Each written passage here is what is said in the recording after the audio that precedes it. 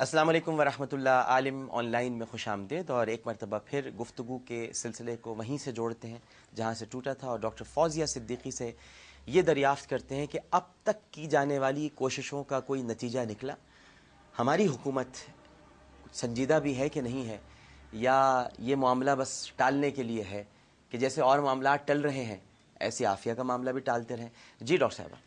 جی جیسا کہ آپ کو معلوم ہے اور سب کو کہ میں سارے اعلیٰ حکومتی لوگوں سے ملتی رہی ہوں، اور یہ ان کی بڑی بات ہے کہ وہ مل لیتے تھے، وہ منع کر دیتے تو بھی میں کیا کر سکتی تھی، اور مل کے ہمیشہ انہوں نے تسلی دی.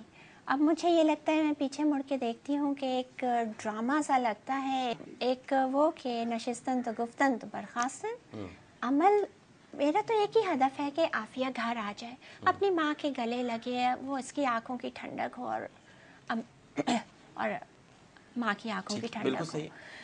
اور جو بھی مقدمہ چلانا ہے یہاں چلائے، پاکستان میں چلائے. یہ مطلب انصاف کا تقاضے پورے کرے. میرے اپنی نظر میں ہماری فیملی جس اس سے کرب سے اس سے گزری ہے، ان 6 سالوں کا انصاف نہیں مل سکتا. تو we just want to pick up the pieces and go on. لیکن یہ کہ ہدف ایک کہ عافیہ آ جائے، عافیہ ابھی تک نہیں آئی. آئی تھنک ڈپلومیٹک ایفرٹس کے لیے آپ دیکھیں، ایران نے ایک جاسوس کو پکڑا تھا، عورت تھی. سارے ڈپلومیٹک ایفرٹس امریکہ نے لگائے، پورے ان کے اتحادیوں نے بھی ساتھ میں لگائے، اور واپس لے لیا اس کو. گڈ ول جیسچر پہ لیا تھا نا. تو اور وہ بھی ایران سے. جی، اور ایران سے، اور وہ بھی آپ دیکھیں، اور اس کے بعد انہوں نے ایران میں کیا وہ بھی دیکھ لیجئے. ان کا کردار اور ان کا گڈ ول جیسٹر، مسلمان اور کافر کا یہ فرق ہے، یہ بھی دیکھ لیجئے. تو میرے خیال سے 10-11 مہینے جو ہیں بہت ہوتے ہیں ڈپلومیٹک ایفرٹس کے لیے، especially when you are a key partner, you are an ally in their war on terror. آپ تو ان کے بہت اچھے دوست ہیں، آپ کہتے ہیں ہمارے فرینڈشپ ٹائز ہیں.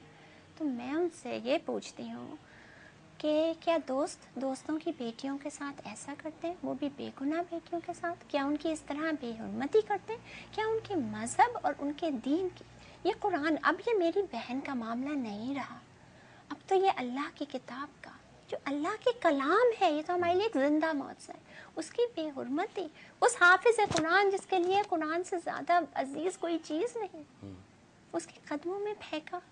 اس کو تو میں بھی معاف نہیں، اس کے اور لیے ہماری حکومت نے اس کے لیے میں لڑوں. ایک احتجاجی جملہ بھی نہیں بولا.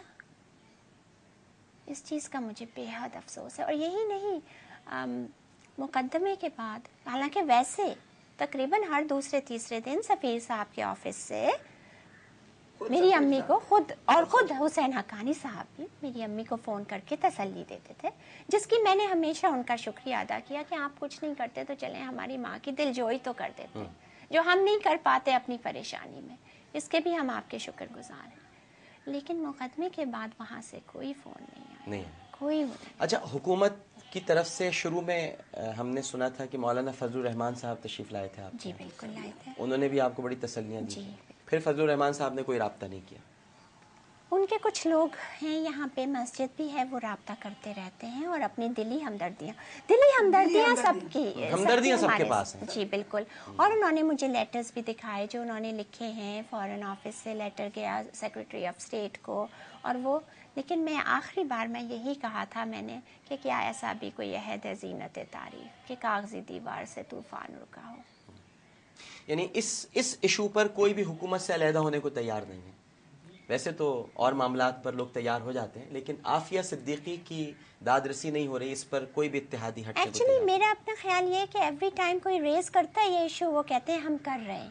دیکھیں ہم کر رہے ہیں، ہم بہت کر رہے ہیں، ہم ہر لیول پہ کر رہے ہیں. مجھ سے بھی یہی کہتے ہیں کہ آپ دیکھیے گا، آپ ذرا صبر تو کیجیے. آپ 10 دن، they never gave more than 14-15 days کا ویٹ، یعنی اتنا ویٹ دیتے ہیں کہ انسان کہتے ہیں چلو جہاں اتنا صحیح وہاں اتنا. اور یہی کہتے ہیں، حقانی صاحب نے بھی یہی کہا ہے کہ اگر میں نہ آپ کے گھر خود لے کر آؤں گا عافیہ کو، اپنے ساتھ لے کر آؤں گا اور آپ کے گلے لگاؤں گا.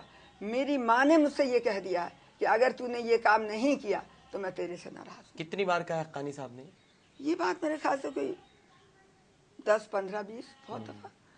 بہت فون کرتے ہیں، میں کرتی ہوں رات کو. میرے اور یہ کہتے ہیں ان کی ماں نے ان سے کہا ہے کہ بس لے کے جاؤ، کہ تو میں اس کی بچی کو لے کر آنا ہے، اور یہ میں آخرت کے لیے کام کر رہا ہوں، اس لیے آپ کے اوپر اس کا کوئی ایسا نہیں، اور آپ میری ماں ہیں. میں نے جنت اپنی آپ کے قدموں کے نیچے ہے.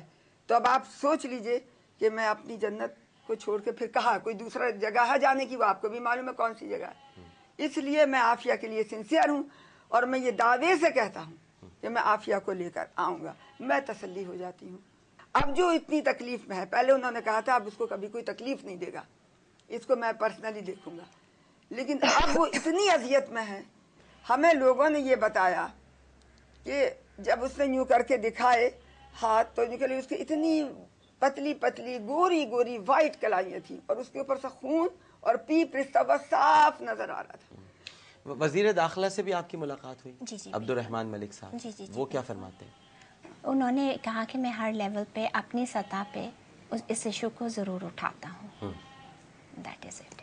بس کبھی انہوں نے آپ کو یہ نہیں فرمایا انہوں نے کہ یہ تو ٹھیک ہے وہ اٹھاتے ہیں, لیکن کبھی یہ کہا کہ میں جلد لے آؤں گا عافیہ کو؟ ان کا کوشش ہے. بہت کوشش. I mean this is one person who really didn't lie. He said what I think. اچھا. کہ he said کہ میں کوشش کر رہا ہوں. He never said he is one person جس نے یہ نہیں کہا کہ بس ابھی ہو جاتا ہے اور کل ہو جاتا ہے, اور یہ he always said میں کوشش کر رہا ہوں جو. اور اس کے بعد اس نے مطلب نظریں انہوں نے اپنی بچائی ہی, یہ کہ اس کے آگے میں کوئی پرومس نہیں کر سکتا. ٹھیک ہے, بالکل. پرائم منسٹر صاحب نے کہا تھا میں اپنے لیول پہ کروں گا. اب آپ چھوٹوں سے بات نہ کریں. اب آپ چھوٹوں سے کسی سے بات نہیں کریں. میں نے کہا تھا اب آپ ہائیسٹ لیول آف دا جمہوری گورنمنٹ پہ آ گئی ہیں. یہ ان کے الفاظ تھے.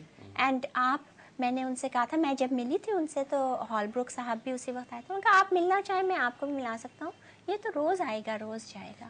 اب آپ میرے پاس آئیے, میں اپنے لیول پہ. صحیح کہا نا, اپنے لیول پہ بیچارے کر رہے ہیں, وہ جو ان کا لیول ہے اس پہ کر رہے ہیں, وہ جو بھی لیول ہے ان کا.